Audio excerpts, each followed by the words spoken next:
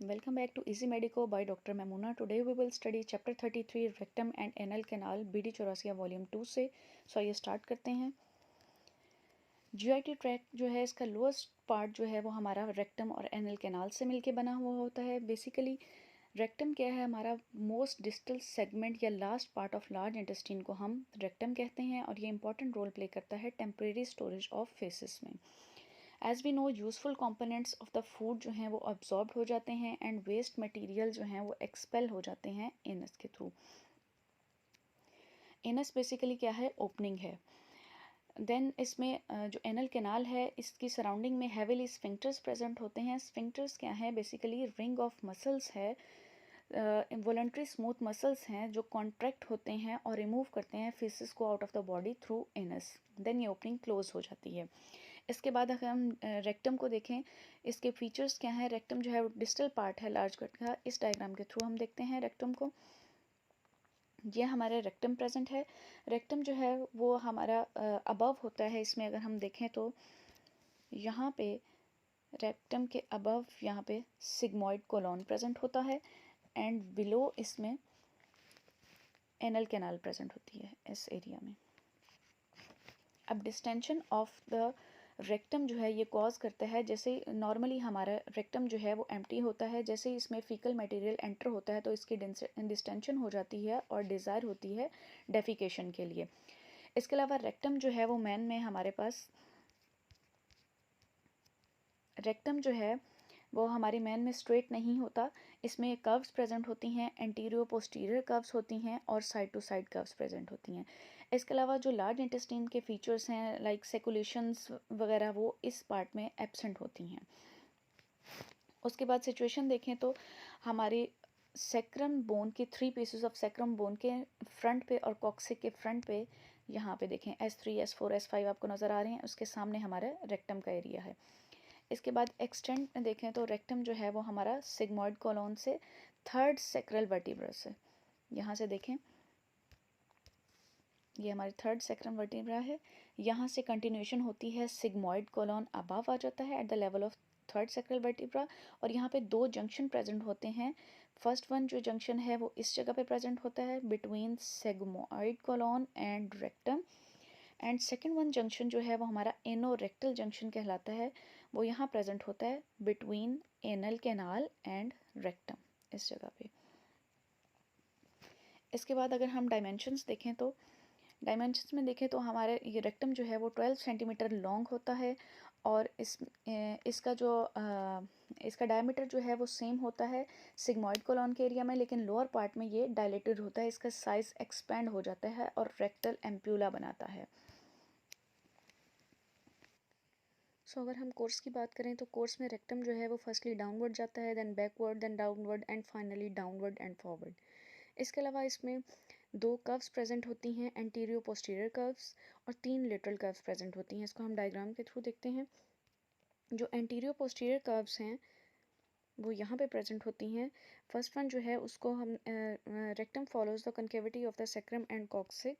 यहाँ पे जो सेक्रम की ये कनकेविटी प्रेजेंट है इसको फॉलो करती है रेक्टम, ये ठीक है. इसको हम कहेंगे सेक्रल फ्लेक्चर, जो कनकेविटी फॉलो करेगी सेक्रम और कॉक्सिक को.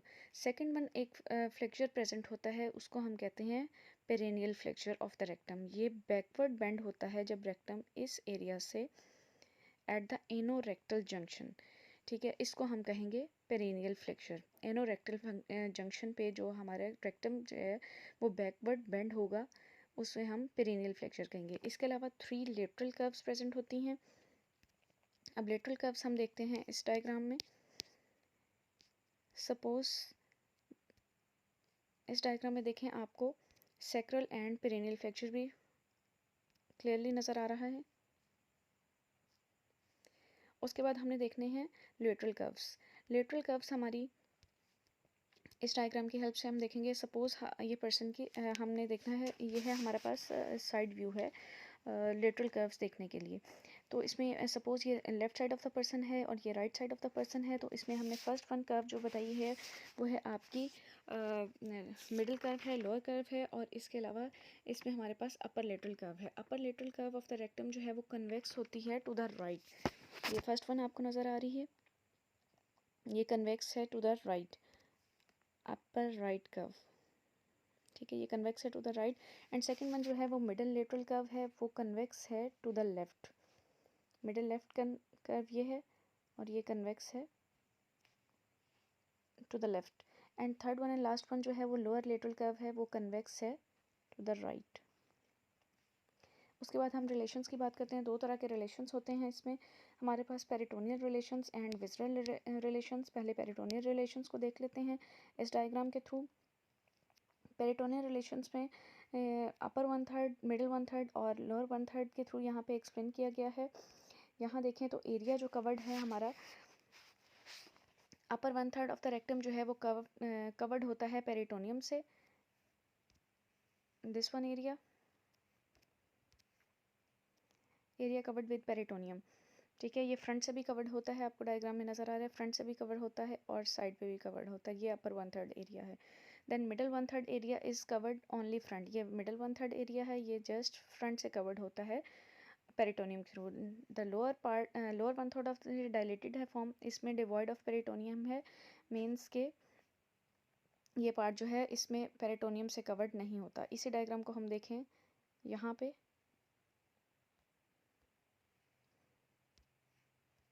इसमें देखें तो area covered, area not covered with peritoneum, ठीक है। यहाँ पे फ्रंट से भी कवर्ड है और साइड से भी कवर्ड है वन थर्ड एरिया। उसके बाद middle one third area covered है सिर्फ फ्रंट से। इस डायग्राम में देखें, middle one third area front से कवर है और अपर वन थर्ड जो है फ्रंट एंड साइड से कवर है, और यहाँ पे कोई पेरिटोनियम प्रेजेंट नहीं है। लोअर वन थर्ड ऑफ जो है वो रेक्टम का, यहाँ पे पेरिटोनियम प्रेजेंट नहीं है। नेक्स्ट हम देखते हैं विज़ुअल रिलेशंस। विज़ुअल रिलेशंस में एंटीरियरली और एंटीरियरली मेल्स और फीमेल में डिफरेंस होता है। एंटीरियरली अगर हम देखें मेल्स में, तो upper two third of the rectum जो है वो रिलेटेड होता है रेट्रोवेसिकल पाउच से और with coils of intestine and. इस डायग्राम में देखें एंटीरियरली अगर हम देखें विज़ुअल रिलेशंस में, तो ये आपको नज़र आ रहा है, दिस वन रेट्रोवेसिकल पाउच। उसके बाद इसमें प्रेजेंट होगा lower one third of the rectum जो है वो urinary bladder, base of urinary bladder, ये आपका ब्लैडर प्रेजेंट है। इसके बाद है यहाँ पे मेल की कंडीशन में टर्मिनल पार्ट्स होंगे यूरेटर के, सेमिनल वेसिकल्स एंड प्रोस्टेट वगैरह आ जाएगा इसमें। इसके अलावा इंटीरियर रिलेशंस हम देखते हैं फीमेल्स के। फीमेल्स में हम देखें तो फीमेल्स के एंटीरियर रिलेशंस में two third of the rectum are related to, यहाँ पे हमारे रेट्रो यूट्राइन पाउच होगी, मेल कंडीशन में रेट्रो वेसिकल पाउच थी, और इसमें coils of intestine and sigmoid colon आ जाएगा। देन पाउच सेपरेट है uterus and lower one third of the rectum जो है वो लोअर पार्ट ऑफ विजाइना आ जाएगी। पोस्टीरियरली अगर देखें तो पोस्टीरियरली मेल एंड फीमेल में रिलेशन सेम होंगे। Lower three pieces of sacrum और कॉक्सिक एंड एनोकॉक्सिजियल लिगामेंट। फिर हमने मसल्स पढ़े थे जो पेल्विक फ्लोर में, पेरिफॉर्मिस और कॉक्सिजियल एंड लिवेटर एनाई आ जाएंगे, सैक्रल वेसल्स आ जाएंगे, sympathetic chain.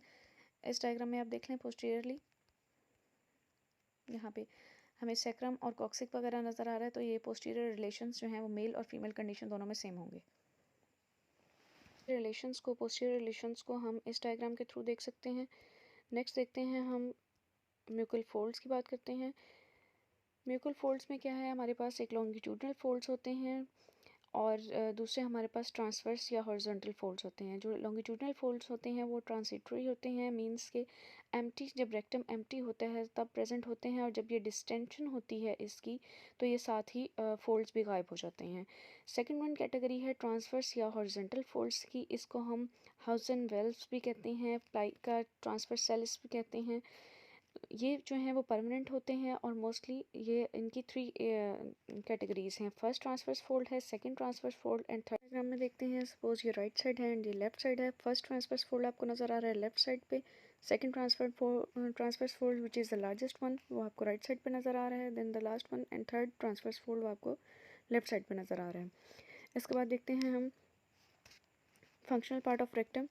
Functional part of rectum में है कि रेक्टम जो है वो उसके दो डेवलपमेंटल पार्ट्स हैं। फर्स्ट पार्ट की हमने बात की थी, जो रेक्टम का अपर पार्ट है जिसमें हमारे पास पेरिटोनियम प्रेजेंट थी। हमने इस डायग्राम में देखा था कि ये हमारा फर्स्ट पार्ट है और इसमें हमारे पास पेरिटोनियम प्रेजेंट थी फ्रंट पे भी और साइड पे भी। ये हमारा डेवलप होता है हाइंडगट से। उसके बाद हमारा जो है वो थर्ड और ये लाइज करता है अबव थर्ड ट्रांसवर्स फोल्ड के ऊपर, ठीक है। उसके बाद जो लोअर पार्ट है वो जिसमें हमने देखा था कि पेरिटोनियम प्रेजेंट नहीं थी, ये लोअर पार्ट ऑफ रेक्टम जो है जिसमें पेरिटोनियम एब्सेंट थी, वो हमारा डेवलप होता है क्लोएका से। सो अगर हम इस डायग्राम में देखें तो इस डायग्राम में बेसिकली ये जो पॉइंट है ये हमारा, इससे ऊपर वाला जितना भी है ये सारा हाइंडगट से डेवलप होता है और ये हमारा नीचे वाला पार्ट जो है ये सारा क्लोएका से डेवलप होता है। इसके बाद आ जाती है हमारी अच्छा, अब जो ये ट्रांसवर्स फोल्ड हैं जो आपने इस डायग्राम में देखे हैं, ये हमारे क्या होते हैं, मोर परमानेंट होते हैं देन लॉन्गिट्यूडनल फोल्ड से। इसके बाद हम देखते हैं आर्टेरियल सप्लाई जो है वो बेसिकली 3 आर्टरीज इसमें होती हैं। सुपीरियर रेक्टल आर्टरी जो कि हमारी चीफ आर्टरी है, उसके बाद middle rectal arteries, median sacral arteries आ जाती हैं और सेम नेम से हमारे पास वेन्स भी प्रेजेंट हैं। सुपीरियर रेक्टल वेन्स हैं, मिडिल रेक्टल वेन्स हैं एंड मिडिल सेक्रल वेन्स हैं। इनको हम इस डायग्राम के थ्रू देखते हैं। Artery which is the continuation of the inferior mesenteric artery, यहाँ देखें इस डायग्राम में सुपीरियर रेक्टल आर्टरी है, यहाँ से inferior mesenteric artery आ रही है, then it gives branches and goes downward up till anus। ये सारा आपको नज़र आ रहा है। उसके बाद अगर हम बात करें तो सेकंड वन है middle rectal arteries. Middle rectal arteries जो हैं वो आपकी सप्लाई करती हैं only superficial coats of lower rectum को और ये अराइज होती हैं anterior division of internal iliac artery से। Supply muscle coats of lower part of rectum और इनका एनास्टोमोसिस जो है अपनी एडजेसेंट आर्टरीज के साथ पुअर होता है। देन है median sacral arteries. Median sacral arteries जो हैं वो स्मॉल ब्रांच हैं arising from the back of the aorta, जहाँ पे एयोटा डिवाइड होता है नियर इट्स लोअर एंड में, और ये सप्लाई करती हैं posterior wall of anorectal junction में। इसके बाद बात करते हैं वेनस ड्रेनेज की। सेम जिस तरह से हमारी आर्टरीज हैं उसी नेम से हमारे पास वेन्स हैं। तो वेन्स को देखें हम तो हमारे पास सुपीरियर रेक्टल वेन है, मिडिल रेक्टल वेन है एंड मीडियन सेक्टल वेन है। सुपीरियर रेक्टल वेन की बात करें तो the tributaries of this vein begin to anal canal from the internal rectal venous plexus and in the form of about 3 veins of considerable sizes. अब यहाँ देखें तो anastomosis बनता है, ये साइट है हमारी बेसिकली एनल साइट है। यहाँ से ये 3 वेन्स देखें, ये 3 veins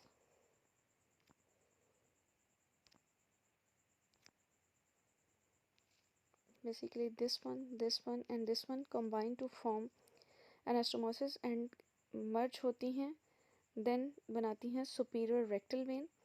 superior rectal vein then inferior mesenteric vein continue to form inferior mesenteric vein, then splenic vein, portal vein and portocaval anastomosis। portocaval anastomosis के बाद देखें तो इसमें middle rectal veins like middle rectal arteries supply करती हैं superficial layers of rectum को, then इसमें open हो जाती हैं इंटरनल एलियक वेन्स में। इसके बाद है median sacral veins, it joins left common iliac veins. उसके बाद बात करते हैं लिम्फेटिक ड्रेनेज की। लिम्फेटिक ड्रेनेज में हमारे पास दो तरह के आ जाते हैं, upper half of the rectum and then lymphatics from lower half of the rectum. अब जो लिम्फेटिक्स है इस डायग्राम में देखते हैं। Upper half of the rectum जो है वो सारा इंफीरियर मेसेंटेरिक नोड्स में आएगी। यहाँ पे इसमें देखें तो आपको इंफीरियर मेसेंटेरिक नोड्स नज़र आ रहे हैं, ये हमारा लिम्फ रिसीव करते हैं upper half of the rectum से। इसके बाद सेकंड वन है left internal iliac nodes and right internal iliac nodes, ये लिम्फ रिसीव करते हैं lower half of the rectum से। उसके बाद है सुपरफिशियल इंग्वाइनल नोड्स, ये lymphatics from the lower part of the anal canal drain करते हैं सुपरफिशियल इंग्वाइनल नोड्स में। इसके अलावा ये इंपॉर्टेंट है बिकॉज कोलोरेक्टल कैंसर जो है वो इम्पॉर्टेंट है उसमें कि ये किस ग्रुप ऑफ लिम्फ नोड्स में ड्रेन करता है। देन बात करते हैं नर्व सप्लाई की। नर्व सप्लाई अगर देखें हम तो नर्व सप्लाई में रेक्टम को सप्लाई करती हैं बोथ सिंपैथेटिक और पैरासिम्पैथेटिक सप्लाई है इसकी। सिंपैथेटिक में हमारे L1 एंड L2 आ जाता है और उसके बाद सिंपैथेटिक में S2 S3 एंड S4 आ जाता है। जो सिंपैथेटिक नर्व्स हैं वो क्या करती हैं, ये क्लोज करती हैं स्फिंक्टर को और होल्ड करके रखती हैं फेसेस को। ये नर्व्स जो हैं सिंपैथेटिक ये बेसिकली वेजोकंस्ट्रिक्टर्स हैं, इनहिबिट करती हैं टू द रेक्टल मस्कुलेचर। और जो पैरासिम्पैथेटिक नर्व्स हैं ये आपकी कॉन्ट्रैक्शन करवाती हैं और कॉन्ट्रैक्शन ऑफ मसल्स के थ्रू आपका फीकल मटेरियल जो है वो उसको बाहर की तरफ निकालती हैं। Then sensation of distension of rectum जो है ये पास होती हैं थ्रू सिंपैथेटिक और पैरासिम्पैथेटिक बोथ के थ्रू, ठीक है। और पेन सेंसेशंस जो हैं वो आपकी कैरिड होती हैं सिंपैथेटिक से और पैरासिम्पैथेटिक नर्व से। इसके बाद सपोर्ट ऑफ रेक्टम देखते हैं। सपोर्ट ऑफ रेक्टम में जो हमने पहले पढ़ा है पेल्विक फ्लोर के मसल्स आ जाएंगे, लेवेटर एंड नाइव वगैरह, और उसके बाद फेशिया ऑफ वेल्टेयर आ जाएगा। ये अटैच होता है लोअर पार्ट ऑफ रेक्टल एम्पियोला से सेक्रम तक। देन कुछ लिगामेंट्स वगैरह आ जाएंगे और फेशिया आ जाएंगे। ये सारी सपोर्ट हम देख चुके हैं पहले। इसके बाद है हमारे पास क्लिनिकल एनाटमी। क्लिनिकल एनाटमी में अगर हम देखें तो इसमें क्या करते हैं, डिजिटल पर रेक्टम एग्जामिनेशन अगर होता है तो इसमें हम फिंगर एंटर करते हैं कैनाल में before reaching lower end of rectum में। इसमें अगर नॉर्मल पर्सन है तो इसमें हम फॉलोइंग स्ट्रक्चर्स जो हैं वो उसको पैल्पेट कर सकते हैं। मेल की कंडीशन में पोस्टीरियर सरफेस ऑफ प्रोस्टेट को देख सकते हैं आप। उसके बाद सेमिनल वेसिकल्स वगैरह आपको नज़र आ सकती हैं। और वाज डिफरेंस और फीमेल कंडीशन में आप पेरिनियल बॉडी सर्विक्स ये सारी चीज़ें आप फिंगर्स जब आप इंसर्ट करते हैं तो पैल्पेट कर सकते हैं। उसके बाद बोथ सेक्सेस में देखें presenting part of the fetus during delivery, both sexes anorectal ring coccyx and sacrum. इसके बाद देखें तो ischial fossa and ischial spines. और इस केस में आप देखें तो यहाँ पे आपको एक्सटर्नल सर्विक्स में अगर यहाँ देखें तो फीटल केसेस में अगर जो है वो प्रेजेंटेशन ऑफ फीटस है ड्यूरिंग डिलीवरी तो आप उसको भी फील कर सकते हैं फिंगर के थ्रू। उसके बाद अगर हम देखें तो नेक्स्ट है हमारे पास during parturition and dilation of is commonly assessed to the rectal wall. Infection जो है रिपीटेडली वजाइनल एग्जामिनेशन। फिर है जी proctoscopy and sigmoidoscopy.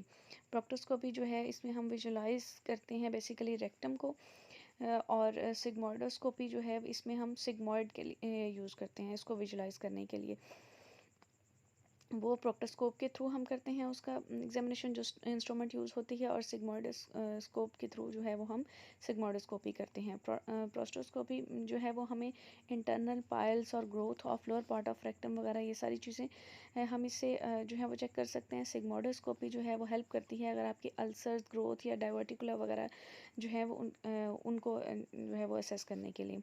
Prolapse of rectum जो है इनकम्प्लीट और म्यूकोसल प्रोलैप्स ऑफ रेक्टम जो है थ्रू एनस जो है वो हो सकता है थ्रू फॉलिंग वायलेंट स्ट्रेनिंग, किसी वजह से अगर प्रोलैप्स ऑफ रेक्टम हो सकता है। उसके बाद कंप्लीट इनकम्प्लीट भी हो सकता है, कंप्लीट भी हो सकता है, और इसके जो है वो सर्जिकल प्रोसेस के थ्रू फिर फिक्स किया जाता है। ये एम्ब्रियोलॉजिकल प्रॉब्लम्स हैं लेग्जिटी ऑफ अच्छा। देन देखते हैं neurological disturbance of the rectum. इसमें क्या होता है in spite of the identical innervations faecal, इसमें ये बताया गया है इस पॉइंट में सारा कि फीकल कॉन्टिनेंस जो है वो लेस होता है, लेस कॉमन है than urinary continence incontinence sorry. उसके बाद है जी carcinoma of rectum. Carcinoma of rectum में हम देखें तो ये क्वाइटली कॉमन है स्पेशली यंगर जनरेशन में, situated on the rectosigmoid junction. ये हमने जो रेक्टम और सिग्मॉइड के दरमियान जंक्शन पढ़ा था इस एरिया में ज़्यादातर ये कॉमन है। It causes bleeding per rectum from an internal. Then sir फिर आ जाए rectal incontinence. Rectal incontinence depend solely on the anorectal ring पे डिपेंड करती है। डैमेज टू दिस रिंग जो है वो इन रेक्टल इनकॉन्टिनेंस इसमें भी सर्जरी के थ्रू जो है वो फिक्स किया जाता है।